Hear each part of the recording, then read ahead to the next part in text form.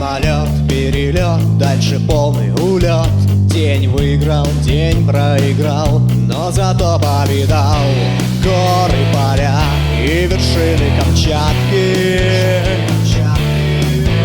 По воде, по полям, с тропой или без, мы шли, меняя пустыри на лес. Перешагивая броды и медвежье добро, мы сняли неплохое кино про Камчатку.